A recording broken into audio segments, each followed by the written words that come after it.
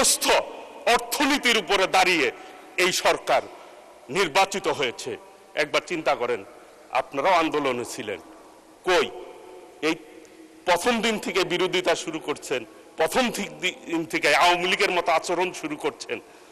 এই সব করে কোনো রেজাল্ট পাবেন না। ভবিষ্যতে নির্বাচন করে দেখবেন যে কয়টা সিট আছে এর চেয়ে কমতে শুরু করবে যদি এইভাবে আপনারা চলতে থাকেন।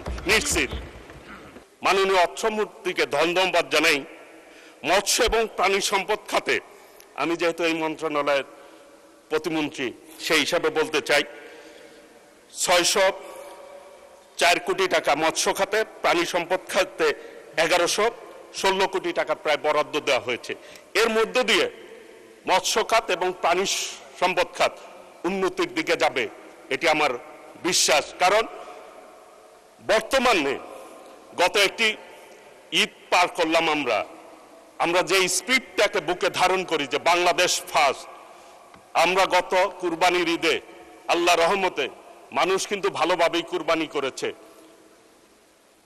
দেশনায়ক তারেক রহমানের নেতৃত্বে, মাননীয় প্রধানমন্ত্রীর নেতৃত্বে ঐক্যবদ্ধভাবে সবাই সুন্দরভাবে কাজ করার মধ্য দিয়ে গত ঈদ কিন্তু ভালোভাবে, কুরবানির ঈদে কিন্তু গরুর সমস্যা হয় নাই, পশুর সমস্যা হয় নাই। পার্শ্ববর্তী দেশের একটিও গরু পশু কিন্তু যাতে না ঢুকে সেই জন্য আমরা ব্যবস্থা গ্রহণ করেছি, সেই অনুযায়ী ব্যবস্থা নিয়েছি। খামারিরাও খুশি। এই বাজেটের মধ্যে দিয়ে যে পরিমাণ বাজেট দেওয়া হয়েছে, আশা করি নতুন নতুন প্রযুক্তির মধ্য দিয়ে মৎস্য খাত ইনশাল্লাহ আমাদের রপ্তানি পরিমাণ ইনশাল্লাহ বাড়বে এবং প্রাণী সম্পদে যারা রয়েছে আমাদের খামারিরা দিন দিন তাদের অর্থনৈতিক অবস্থা ইনশাল্লাহ ভালো হবে।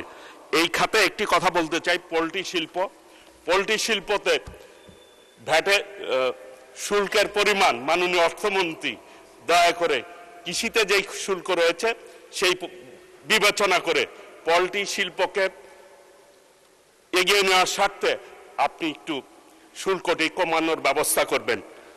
টাঙ্গাইলের শাড়ি একটি জিআই পণ্য, ঐতিহ্যবাহী টাঙ্গাইলের শাড়ি, সেই শাড়িকে রক্ষা করার স্বার্থে আমাদের কিছু ঋণের ব্যবস্থা করতে হবে, ক্ষুদ্র ঋণের ব্যবস্থা করতে হবে প্রান্তিক যারা শাড়ি উৎপাদন করে তাদের জন্য, ধরে রাখার জন্য।